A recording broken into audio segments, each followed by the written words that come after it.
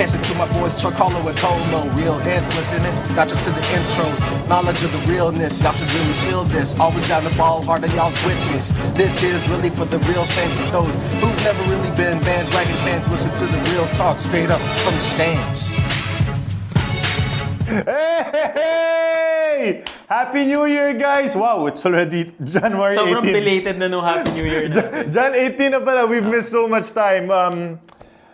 You know, life gets in the way. Yeah, it does. Life gets in the way of basketball sometimes. It does. And your new life, my new life, okay. this new Just year. to explain to you what took us so long. So long. Okay. No, so what's happening? I'll explain. Go ahead. During the Christmas break, after last episode, we kind of sat down, we kind of talked and said na, we gotta figure out a way to revamp FTS. We haven't done that. But that's what we plan to do. We figured na you guys are getting a lot of your news from a lot of social media sites, a lot of news sites. So we're trying to figure out a way to level up rin, kumbaga. So and it doesn't help also that the PBA schedule has just been so jam-packed since the year started. Walang like there hasn't been a break wherein we can just breathe and say, okay, you know, let's talk. Let's try to do an episode. That's why ngayon lang na nag-finals na, there's a bit of a break. I mean, when you're watching this, it's probably going to be game 2 of the finals. But finally, we have some time to at least, you know, try to break down what's been happening so far in 2016. Because a lot has happened since we were on air, dude. Yeah, a lot has happened since we were off air. I mean, in the period. Kung gusto nyo lang malaman, magyayabang ko na. Sure. My man Chuck Araneta here has been roaming the PBA court. Stalking. He's basically the online reporter for Sports Fan. And he's been in the PBA more often. He's more present in the PBA. And if you've noticed his posts in the past few weeks, meron na siyang mga Bumabay na siya. So, ibang level na yung Chuck Araneta. Yung Carlo Pumintuan, mas lalo ng ibang level. Parang ibang international na yan eh. Guest level na. Kaya sinasalo ko na siya eh. So, but yeah, I mean, because of that, we've also had to adjust our schedules a bit. But you know what? We've said it many, many times. This podcast is here to stay. Yep. You know, it's evolving the way also that we want to, that we're evolving because we've basically grown up with this podcast. Yeah. We started out this podcast as like 3 just happy-go-lucky guys, and we've hosted changed. it on my on my exactly blog. in your house, in your blog, no, and it's evolved, it's changed, but at the end of the day, it's still here, and it's here to stay. So yeah, we want to thank you for everyone who's been asking when it's coming, when the next episode is coming, because you know it also keeps us on our toes and makes us. Kumbaga encourages us na, okay, hinahanap pala tayo, pare. Kailangan natin lumevel up para sa lahat ng Okay. Lahat ng fans. You know what, let's just get into it. For this episode, we can't not talk about the finals. Yeah. We're deep in the midst of the finals. It's a good one. So far, pretty good. But you know what? Let me just take 5 minutes. I just need to take 5 minutes and let's talk about Ginebra. Total, nandito ka naman. Total, I'm sure you've been following it, and we all know what happened before 2016 arrived and about Ginebra. No? So, if you put just to sort of summarize the season of Ginebra, were you happy with how it ended? Obviously not, because you wanted Ginebra to win. No? But in terms of like the overall conference, are you satisfied with what Ginebra was able to accomplish? I'm happy. I'm.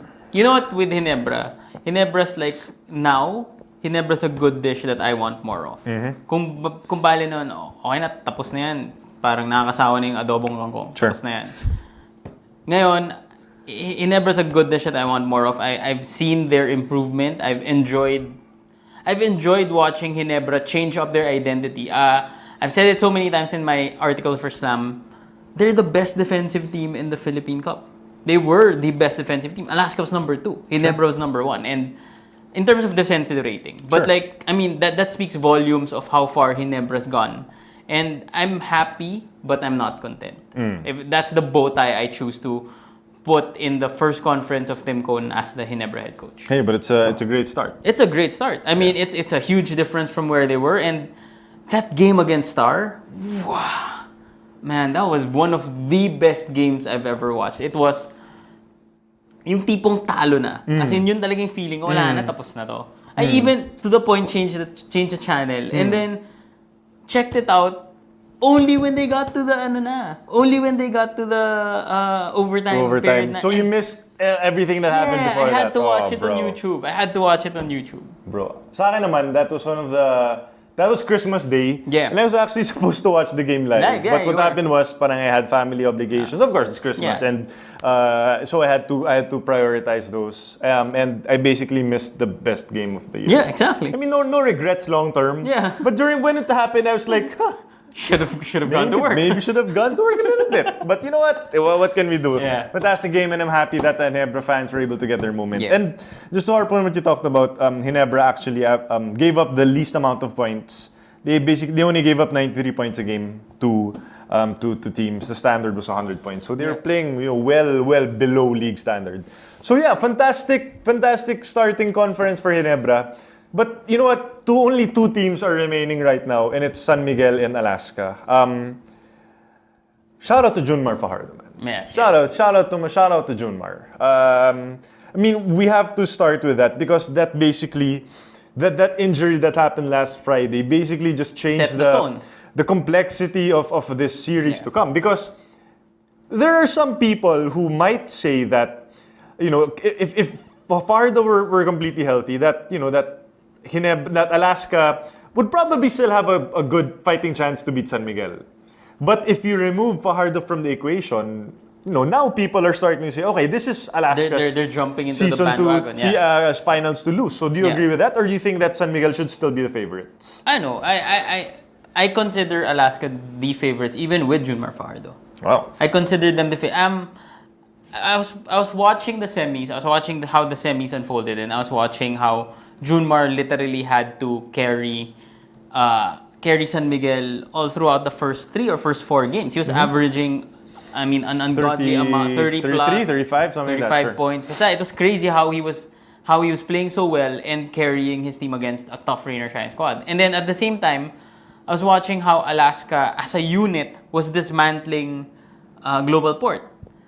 Granted na, no offense to Global Port, but they're their first time in the semis. It's probably all new to them. And Rain or Shine's a seasoned semis team already. So it's a different series. But I was thinking to myself, has Alaska improved so much that na hindi na kaya i-offset ng improvement ni June Mar Fajardo yung improvement ng Alaska as a team? Sure. And that was a central of my article kanina na parang Alaska's so much better now in terms of offense and still a top defensive team in the league na it's hard to justify not putting them it's hard to justify not placing SMB as the underdog against this Alaska team that's so much better than last year. Which is strange because it's basically the exact same lineup. It's basically the exact I mean, you have Kevin Racal, but yeah, sure. Not yet. Yeah. But yeah, it's basically I'm glad you know who Kevin Racal is now. Dude, I know these things right now. You know why? Because there are surprisingly a lot of people in my timeline who are asking about Kevin Racal. Yeah. They're saying, why isn't he playing? I'm like, have you seen Alaska's lineup? Yeah. Have you seen how many good players they have? He's not gonna get any minutes this Alaska's season. lineup has reached Rain or Shine levels in terms of functionality. Yeah, They're not gonna have the same superstars as a Talk and Text or San Miguel or Ginebra. But they've gotten to a point where each is a working piece in this greater machinery that they have. So what do you think makes Alaska so vastly improved this season compared to last season? Their offense. Their offense is so much better. If I remember the offense of Alaska in the Philippine Cup Finals last season, they were prone to some offensive droughts, and you would lament that fact. Sure. You'd be so upset na ito na naman yung slow start ng Alaska, or ito na naman yung mid fourth quarter drought ng Alaska. But right now, offensively, Alaska is humming, and sobrang. In one of my articles, I even compared them to the San Antonio Spurs of the Philippines.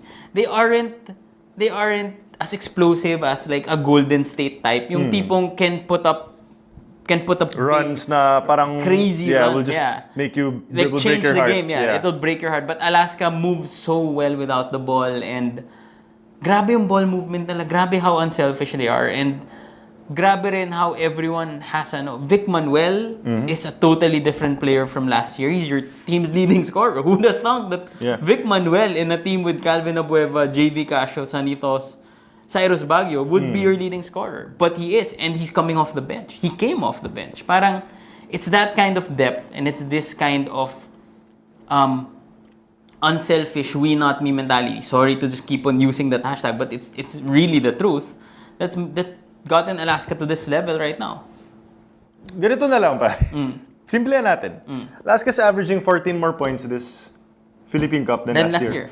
14 more points. Oh, yun. 14 more points. And I mean, you can break it down. You can look at it further through their offensive ratings and their effective field goal percent. All of those things are up. Yeah.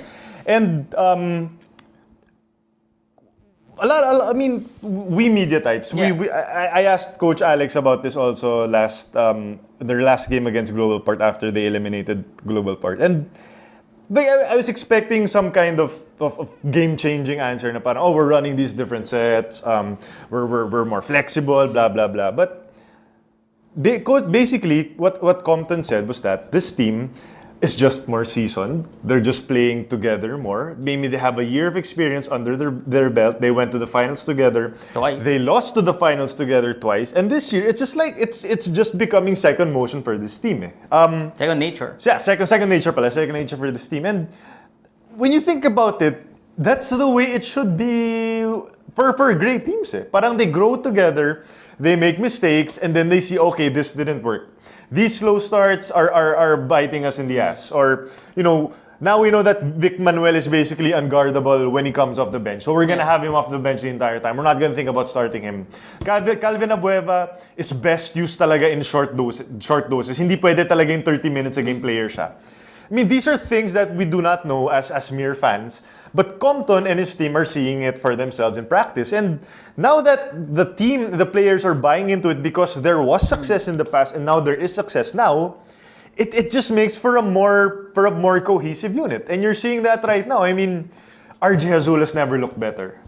Now Yung RJ, okay. RJ Azul. Kwento lang. Whenever Chuck and I would watch... RJ Azul. Whenever Chuck and I would watch Alaska games, bibilangin namin yung RJ Azul Pujits. Pag papasok yung isa, Chuck will whisper to me, Kota na yan. And then, as soon as he whispers that, the next shot, which is most likely Azul Pujit, clang, or not even, minsan kapos pa.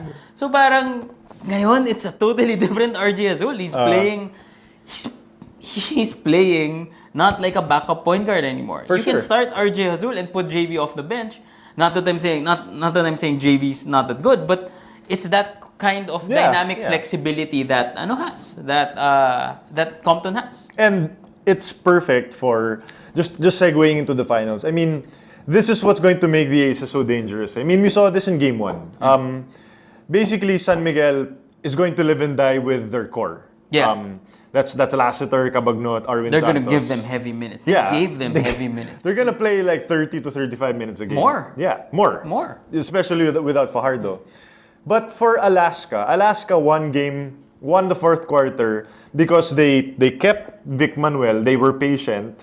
And then Cyrus Baguio, RJ Azul, and JV Casio did stuff in the fourth quarter. That's not even including Calvin Abueva. Yeah. I mean, how do you prepare for that? I mean, just the simple fact na how do you prepare for the energy of Alaska in the fourth quarter, knowing that they're fresh, samantalang yung katapat nila have already played at least 30 minutes. Hindi lang fresh in the series, fresh from the last series, fresh from the entire season. Yun pa. Alaska, I hate to put this, but Alaska is the evolutionary rain or shine. Sure.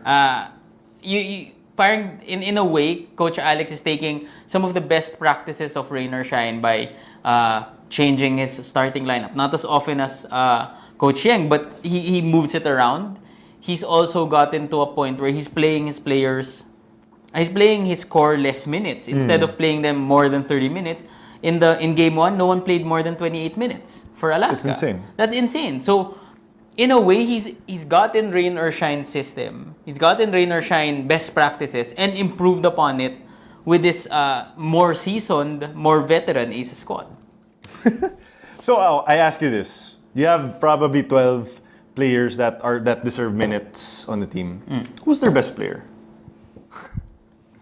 I mean, do they even have a best player? That's a good question. When it comes to Alaska, you kind of they haven't won the same amount of championships as Star or SMC back then. But you kind of have to think na it's gotten to a point na meron na silang group think. That's the term that I use. Na you think of them not anymore in terms of best player. The way you think of Greg Slaughter as the best player of Ginebra or June Mar Fajardo as the best player of San Miguel. You think of Alaska as a unit. And you can't pick out a best player there because picking out a best player there means taking him out of the system. And if you take him out of the puzzle or if you take him out of that machinery, the entire thing will crumble. Napansin mo this season, like, you barely hear about Calvin Abueva. Exactly. Especially after his breakout in the FIBA Asias. Yeah. You don't hear about him. Like, if you hear about Abueva, it's because he probably had a double-double. Yeah. But you might even say that he's been outshadowed by Vic Manuel this conference because Manuel has just been so scorer. great. Yeah. Now, if you ask me who the best player in this team is, just in terms of importance, I'd probably say Calvin Abueva. Just because of what he means to the team. And look how sad Polly is. But probably their best offensive player by far is Vic Manuel. That's safe, right? Okay. Vic Manuel's their best offensive player, but I watch how Vic Manuel plays, and he's their best offensive player because the rest of his team gets him the ball where he needs it. Okay. That's my point. Like, you can say Vic Manuel's the best offensive player, but he wouldn't be there without the passing of Abueva, without the passing of Baguio, or the passing of Sunny Thos. You know what I mean? So, ang hirap rin i-single out si Vic Manuel. Sure. In the same way that it's so hard to single out Calvin Abueva because the rest of the starters have already done their job in wearing down the starting unit of the other team, that you unleash Abueva there. And it's not fair. it's not fair, di ba? Bugsarado na sila. Diba? So, that's why I can't think of Alaska having a best player because I think that right now, they're the best team in the PBA. You know who San Miguel's best player is? June Mar Fajardo. That's clear. And he's not playing. Exactly. So what's San Miguel going to do for the rest of the series, dude? Wow.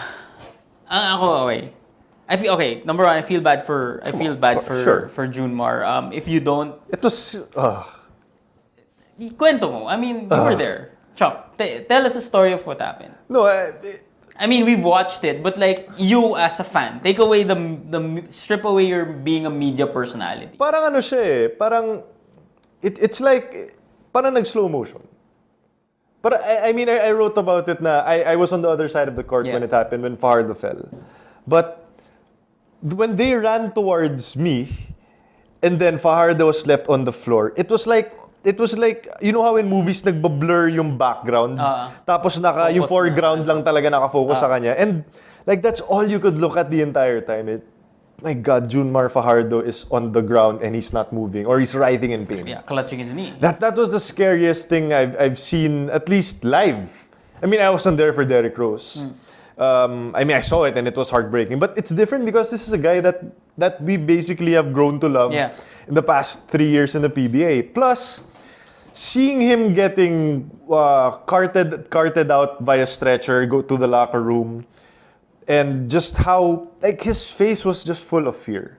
He was so scared about what happened. Probably this was his first like major injury of that sort. He's had some foot injuries and ankles, but I mean, you can't help but be fearful din kasi alam mo naman pag knee injury, sobrang game-changing na yan eh. Yeah. Like, it happens to other players and that's the worst thing. You don't want that to happen to yourself. And you could really see in his face that he was expecting the worst.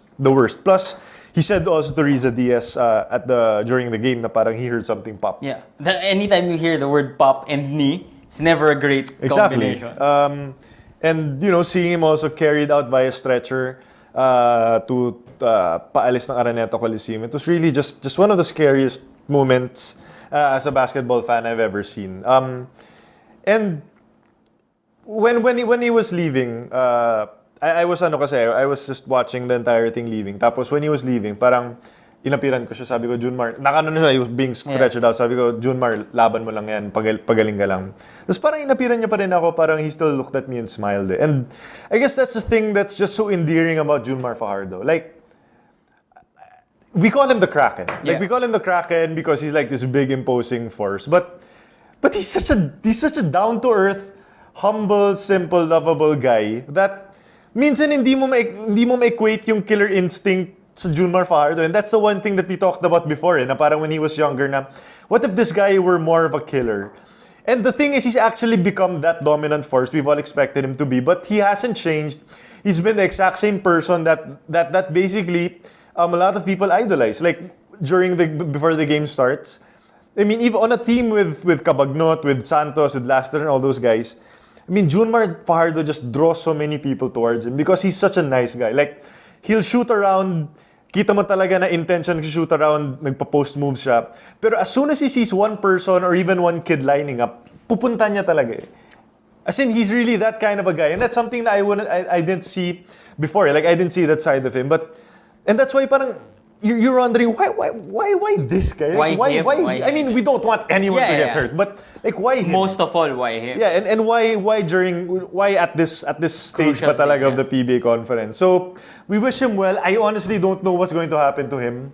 We know that there are a lot of conflicting reports about Fajardo. Is he going to play? Is he not going to play?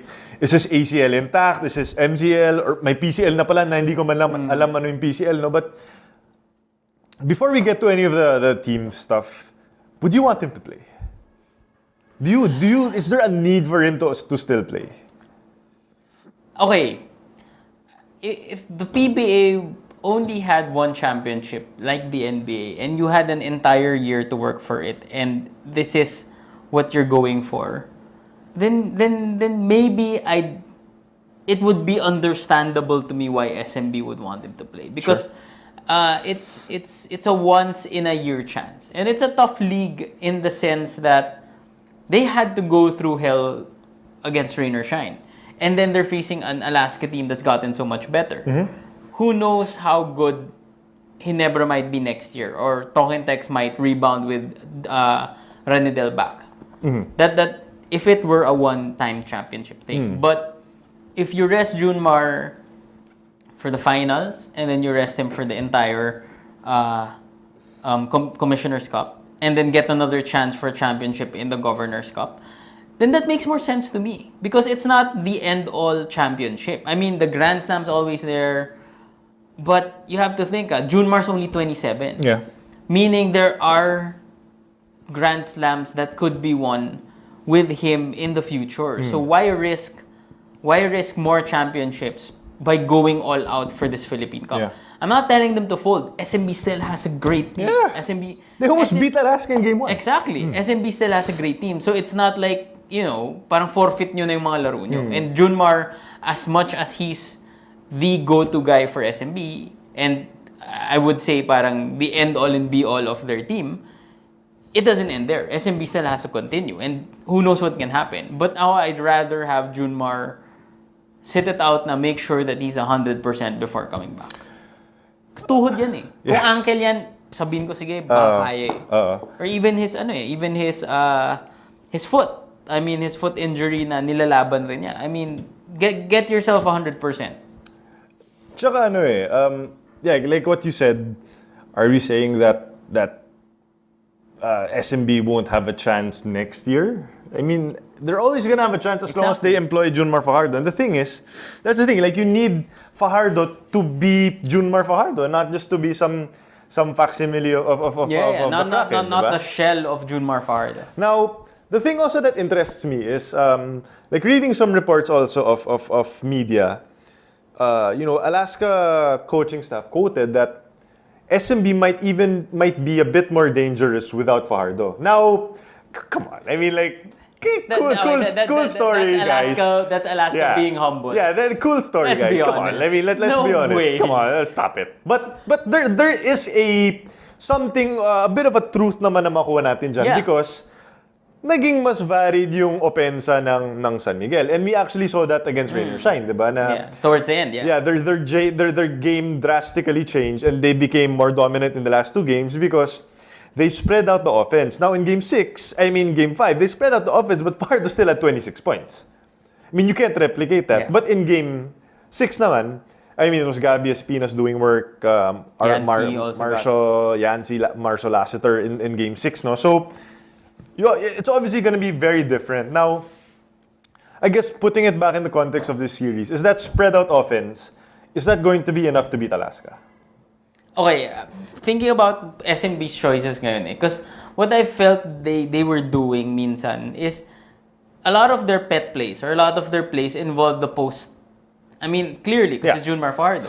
But they were trying to run it with Gabby or with Yancy in the post. It's just not the same because no offense to those two, but they don't attract the same kind of, they don't draw the same kind of fear that the June Mar Fajardo will bring. And in the back of Alaska, in the back of Alaska players, parang why will I double Yancy De Ocampo or Gabby Espinas? I mean, I'll just let Vic Manuel or Sonny Toss take care of that. I can stay home on my guy. I think that SMB is in a crossroad right now, whether they should continue running their pet plays, which is something that's gotten them this far, and also something that's so ingrained in their system na, versus trying to go smaller and beating Alaska a different way.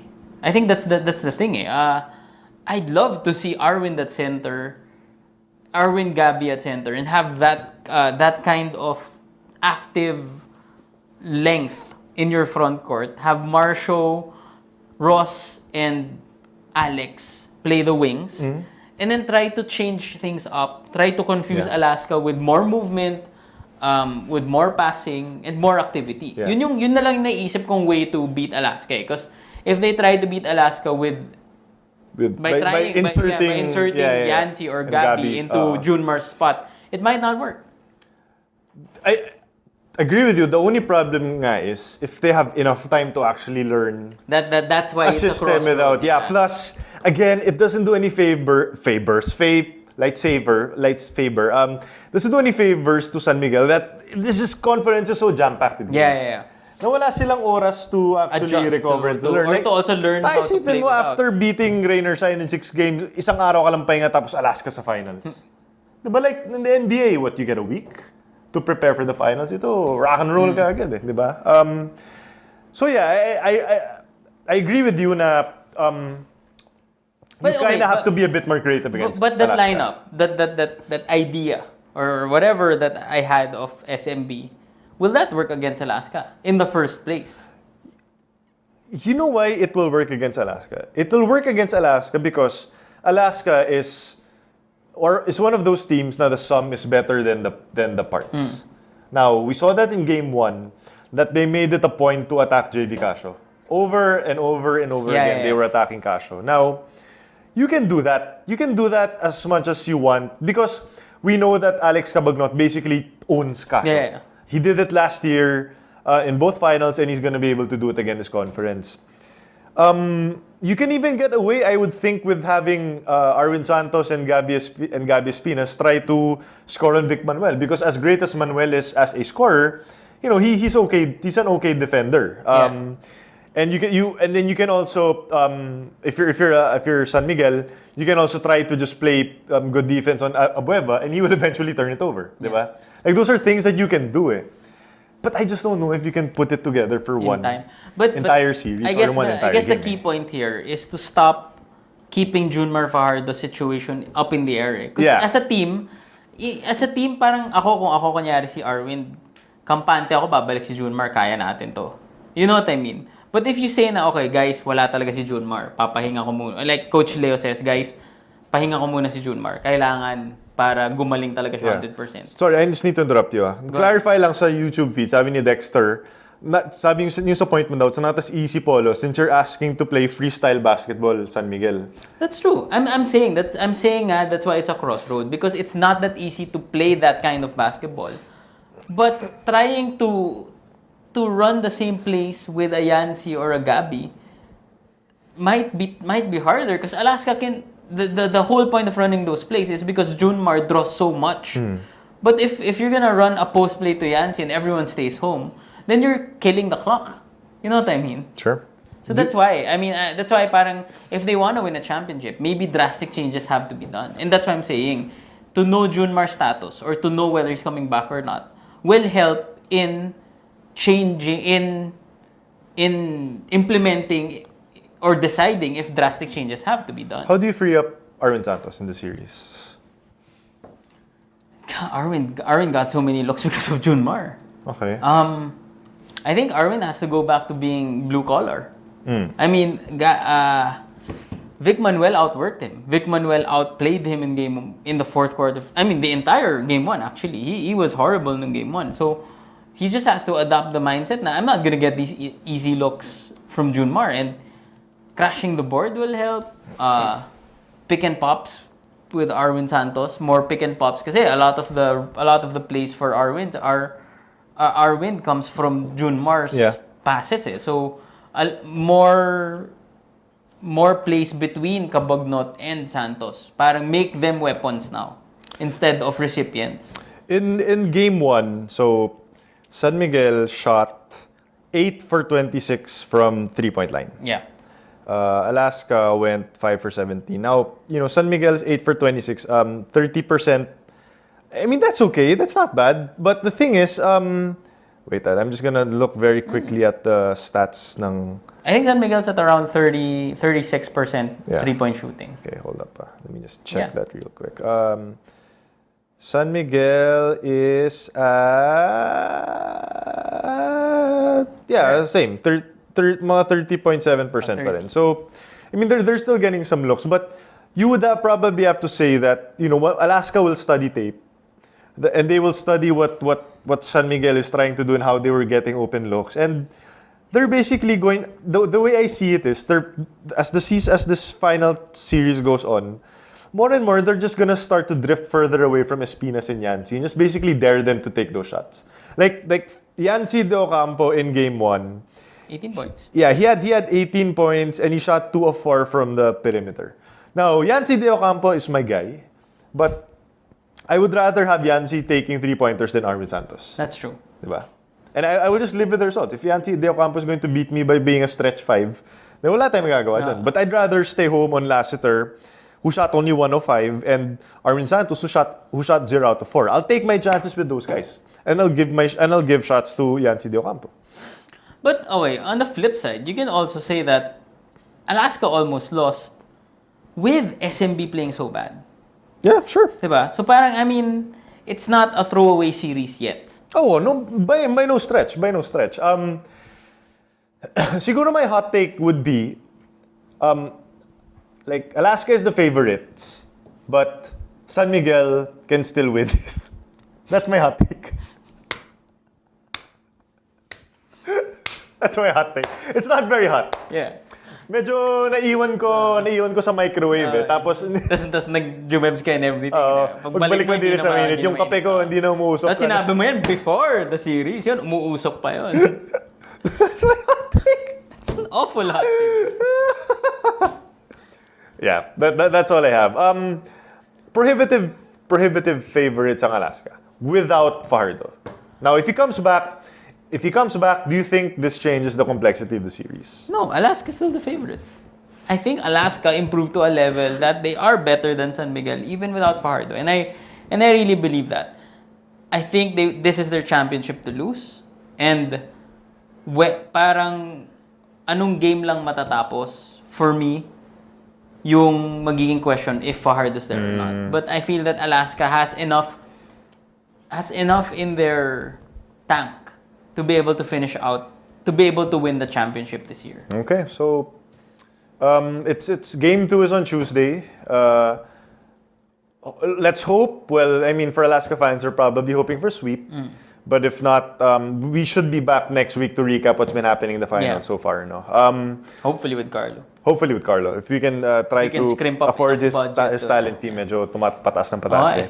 Okay, so... Ito ba yung new rates niya? Yun ang mainit, umuusok. Yun ang hot take. Hot take. Hot take na hindi natin ma-reach. Sige, so that's our... just to summarize, what's your prediction? Alaska in? 4. Sweep? Yeah. Wow, you have a sweep. Yeah. Okay. I have... Whether or not June Mar is there, I have Alaska in 6. I mean, okay, yan ang hot take. Alaska in 4. Yeah, Alaska in 4. yan ang hot take. That's what we'll end with. Okay, so do you guys agree? Do you guys disagree with our picks? Please let us know. We're on Twitter. Also, we're just following on YouTube. We're reading all your comments. We'll try to get some shout-outs. When we come back after the break, let's do some old school stuff. Yeah. Let's just have some fun with this series, the San Miguel versus Alaska series, which is a tale as old as time. Stick with us, guys. You're still watching from the stands. It's the point of being in love. There is no point in being in love. I mean, if you are required to be in love, then it will have a point, but there is no point in being in love. But it comes naturally, like it's like breathing. It's as natural as your skin feeling something when it touches something, So there is no point in being in love. There's only magic, and magic has no point but to keep you alive and kind of wonderful and keep yourself filled with so many things you can't explain. Hey, we're back. Did you guys miss us? For the few, Si Joy Spring yun, pare. Hindi naman mamimiss yan. Sure. Kumbaga, mag-play pa sila ng... Kung nag-FTS tayo last week, tapos puro Joy Spring ads lang. Pwede na no? Baka mas marami pa yun sa Gilas episode natin. Shout out to Joy Spring. Okay, so we're back for the second segment from the stands. And pag sinabi mong San Miguel, Alaska, like I said, that's a tale as old as time, true as it can be. They're even friends. I'm sorry, this is the best comment I've read. Somebody meant. Joust Mike. If you Facebook search Randy Di Maranan, you will see Evil Carlo Pamintuan. That might have been the best comment I've ever gotten. I need to search Randy Di Maranan. Sorry. It's just the funniest. Shout out to Joust Mike. Shout out also to Ralin. She said na miss niya tayo. Shout out din to si Quincy Rome Ballesteros and to Jeff Di Malibot. Pare, listening from Saudi Arabia. Yeah. Shout out, brother. Charles from Kuala Lumpur. I might be there in 2 weeks. Message mo ako, pare. Baka pwede tayong magkita. Yeah.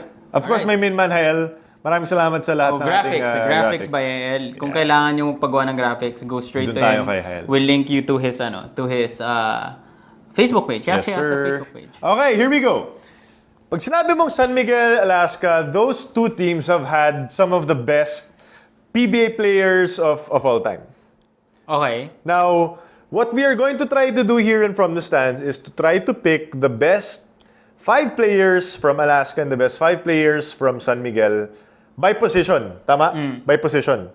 Now, Yeah. Click by position. Hindi natin pwede ilagay si DI as power forward. Ganun okay, yung mindset ko okay, in this. okay. Parang kailangan, pag sinabing sentro, DI played center for most of his career, if not all of his career. So you also can't put Calvin Abueva at power forward to make space for Duremdes. We have to pick. See? Okay. You see the evil gleam? Yeah, why would you do this to me? Okay, so will you pick for San Miguel or No, we'll pick for both. so ano tayo? So we need to agree on a pick. Yeah. Okay. Sige, let's start. Tapos, do we debate which team will win in a 7-game series? Let's go. Do it. Let's start with Alaska. So Alaska's point guard Point sana guard tayo. is clearly Johnny Sige. Abarrientos. Sure. Were you really gonna put JV Gasho? He just popped up in my head for a while. And then you realize how great Johnny is. Yeah, okay. Just safe ang Johnny Barrientos. Shooting guard, clearly. Come on, Johnny man. Espinosa. Move on. Di ba? Move on. Oh, sige. Small forward. Small forward. Duremdes or Calvin? Yun lang naman eh. I mean, at this... okay, fine. No. Duremdes, Calvin, or Jeff? Jeff Carriaso? Yeah.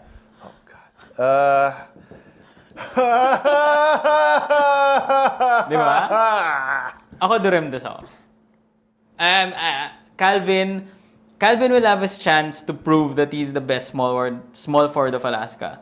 But I feel that right now, Duremdes has been Alaska's best small forward. No offense to Jeff, but in terms of scoring and being this prolific all-around wonder. Pero yung Calvin Abueva yan eh. Oh, sige. May question ako. Pili ka muna, pero may question ako. Kenneth Duremdes, okay. Pero with Johnny A and Jolas, who do you think works better? Duremdes or Calvin? Yun nga eh. Diba? Yun nga eh. Parang... Diba? Kasi you already have all the scoring you need with Jolas and with Johnny A. Then you just need Abueva there to just piss off everyone. Eh. Oh, can I put Calvin at my 4? Di pwede. No, you can't. Calvin's a small forward. He nominally plays small power forward sometimes, but Calvin's a small forward. Sige, fine. Okay, sige, let's move on. Power forward is Bong Hawkins, right? Yeah. Right. Alipi. No, I'm just kidding. Mo Hawkins. Center. Sanitos, diba? So, there, small forward lang tayo nagkakatalo. Oh, God. Ako, clear-cut Kenneth Duremdes ako. Clear-cut Kenneth Duremdes.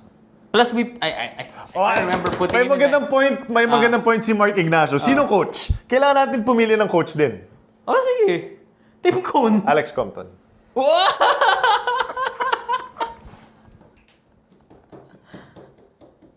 Wait. I'll take this further. Rules of today or rules of the 90s? Kasi iba, may illegal... Mamaya na yung matchup. We're just forming the best five. Kasi kailangan ko malaman yan bago ako pumili ng coach eh. Was there a difference? How rough it was in the 90s is still how rough it is today. Oh, God! Right? Game. Duremdes o Calvi? Tim Cone ka? Tim Cone ako. Come on, dude. Grand Slam. Plus you have 3 core players from that Grand Slam team. You're gonna put Compton? No offense to Alex Compton, but it's Tim Cone in the 90s. Okay, fine. Tim Cone. Duremdes. Sobrang OP ni Sanitos eh. No? He's like, you guys are all old, bro. Yeah, what the... Like, where's JV? If Sanitos is saying he's old. Where's Casio?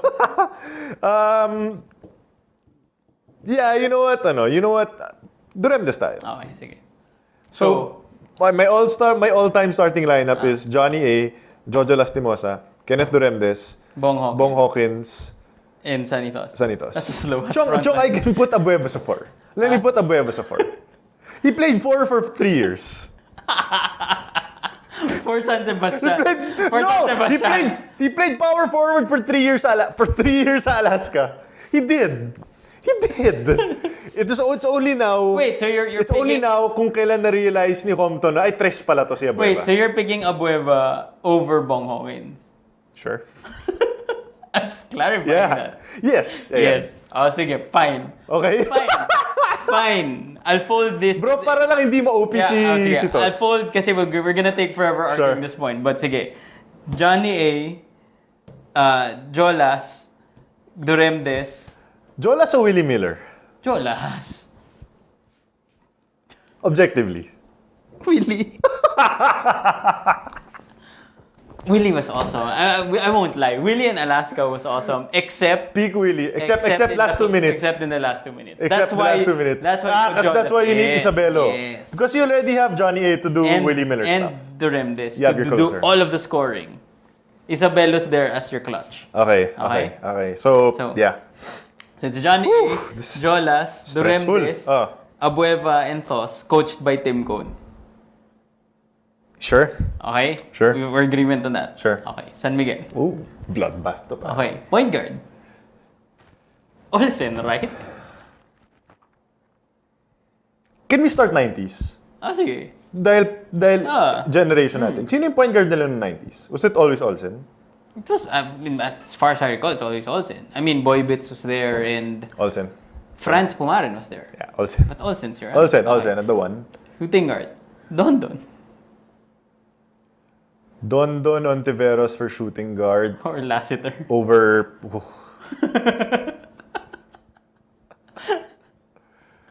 No, I gotta go Don. Don, right? Don. Small forward is Danny Siegel. Small forward is Danny Siegel, sure. Right? Power forward. Nelson Aceitono. Oh, shit.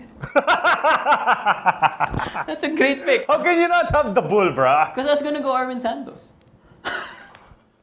Oh. It's a good pick.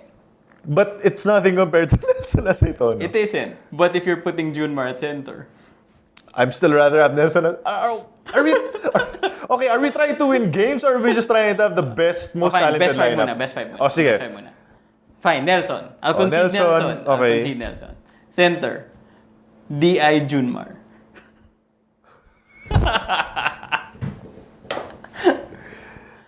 Center, DI or June Mar Fajardo. Oh my God.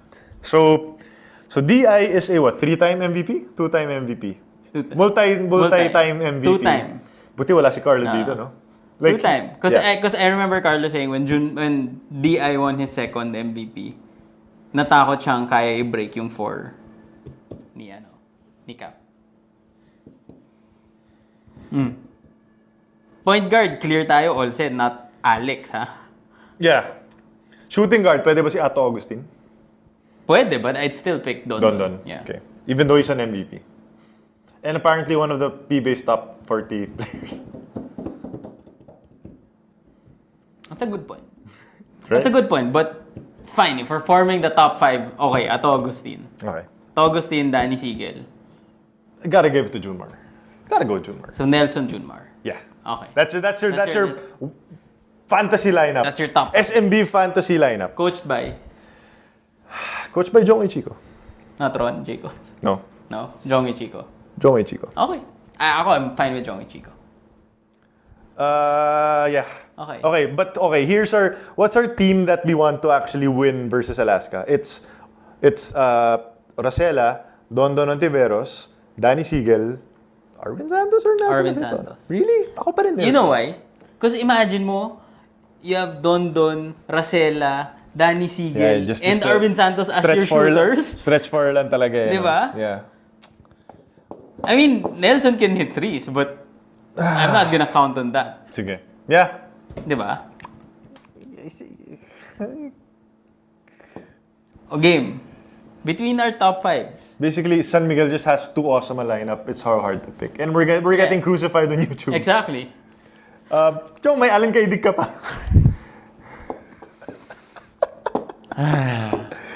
Chong, okay, shout out to Dexter to, who apparently knows the entire lineup of San Miguel. Sorry, yung Fernandez. Chong. Yung Fernandez, pero batang 90s eh. Okay. Pero yung Kaidik. Kaidik, sorry, Don, sorry. Yeah. Sorry, Ato. Yeah. If you Sorry, want to Don. spread the floor, Kaidik. I think you need the best shooter Ever. in PBA in the world on your lineup to win a game. Exactly. So we gotta get Kaidik in. So we have Olsen Rosella, Okay. Alan Kaidik, Danny Siegel, Aaron Santos apparently, pwede ring Mon Fernandez and June Mar Fajardo. So decide na tayo. Let's hot take. June Mar, Nelson or Arvin Santos? To win a game. All time. To win a game. Arvin. I can't believe I'm picking Arvin over, but with June Mar there. Okay. But if you're talking Daniel Defonso, I'd put Nelson there. Okay, sige. Okay. That's my only qualifier for picking Arvin. Guys, we cannot put Mon Fernandez because again 90s on. Sorry, I mean, po tayo. We were Batang 90s po kami. Batang gusto ko 90s yung kami. ang daming nakakalimot nung Kaidik. Yeah. Everyone's like, Kaidik nga pala. Okay. Yan. So See, people are getting mad at me for Okay.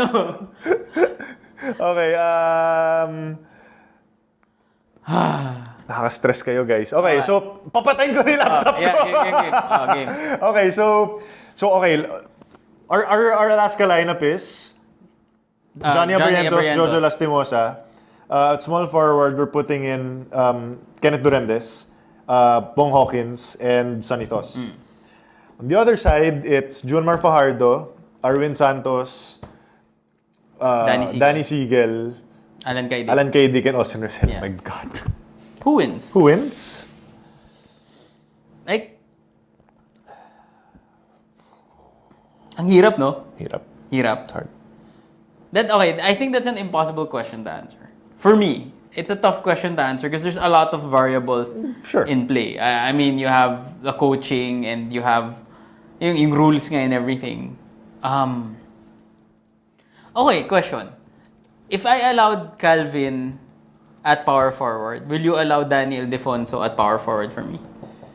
If you allow, sorry, again. If I allowed Calvin at power forward, will you allow Daniel Defonso at power forward? Sure. You're gonna have both Fajardo and Ildefonso trying to post up on the block. Huh? You're gonna have both of them trying to post up on the block. Yeah, but Ildefonso has a mid-range J that's money. Okay, sure.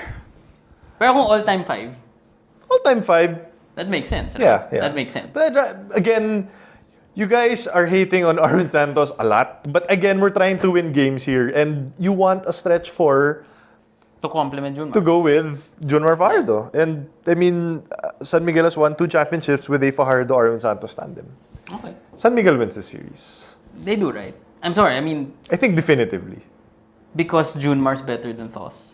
A million times. Not a million times. Yeah. Maybe 2 times. Because Calvin will have his hands full with Arvin. Nelson. Or Nelson, yeah.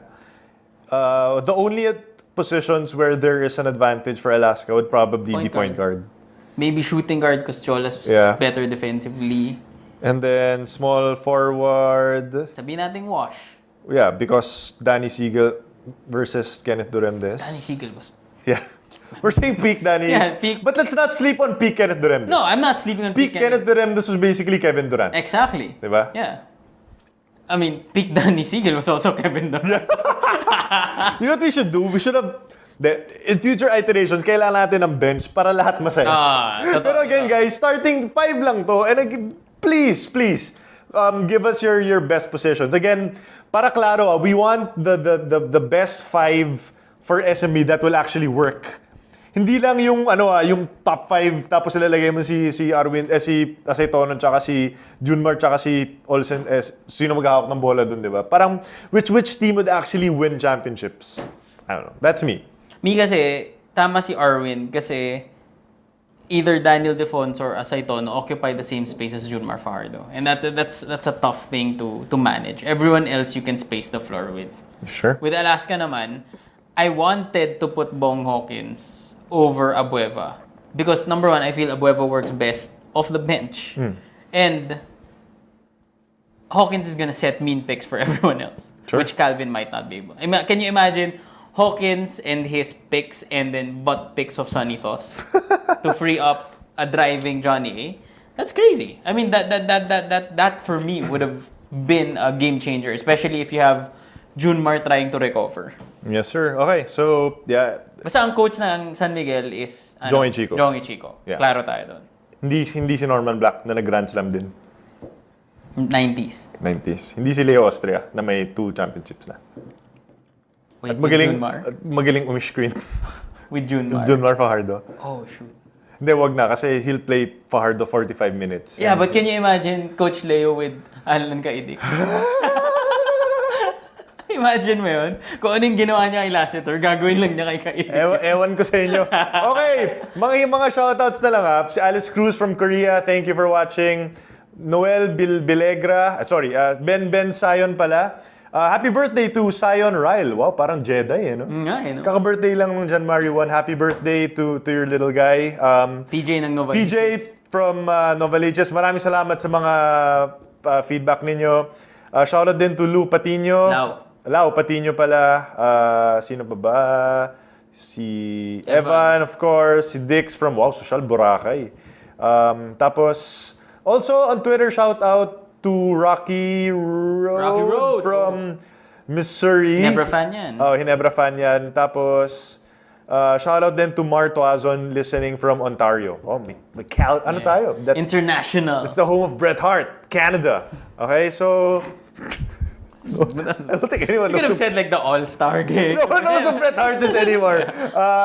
So those were our picks, and I'm sure they're bad, and I'm sure you disagree, but again, we love to hear you guys and give us your feedback. I mean, top 5. This is what we live for. We can open it up to being positionless. We can open it up to basta it has to win games. Yeah. They have to win games. And then maybe next week when Carlos back, we can continue this with like the benches. Sure. Kasi it's still gonna be Alaska versus San Miguel next week. Yep. Last shout out is to Ellen Abueva, probably Fanny Calvin. And that's gonna do it. It's gonna do it for this episode. Again, we want to thank you guys for checking out the show. For those who are on the live stream, you guys are insane. You guys are the best. Thank you for reminding us about Alan Kaidik. Okay, forget about Alan Kaidik. You got too excited with Don Don. Yeah, and then I totally forgot that Kaidik has scored 71 points in a game. Thank you to everyone who's following on Twitter. Follow us, and then Give us your feedback on how we can improve the show. I am at Chuck_Araneta. And he is also at Polo Bustamante. And of course, you guys you guys are already following. But if you're not, it's me. The real Carlo P. Verified yun. Pero for now, it's at Carlo_Pamintuan. Thank you guys for checking out the show. We'll be back next week for another episode. So on behalf of Polo Bustamante, on behalf of Carlo Pamintuan, my name is Chuck Araneta. And we will see you next week for another episode of From the Stands. Peace! The views and opinions expressed on any program are those of the persons appearing on the program and do not necessarily reflect the views and opinions of the New Media Factory. Some programs on this network might include strong images and language and may not be suitable for all audiences. Viewer discretion is advised.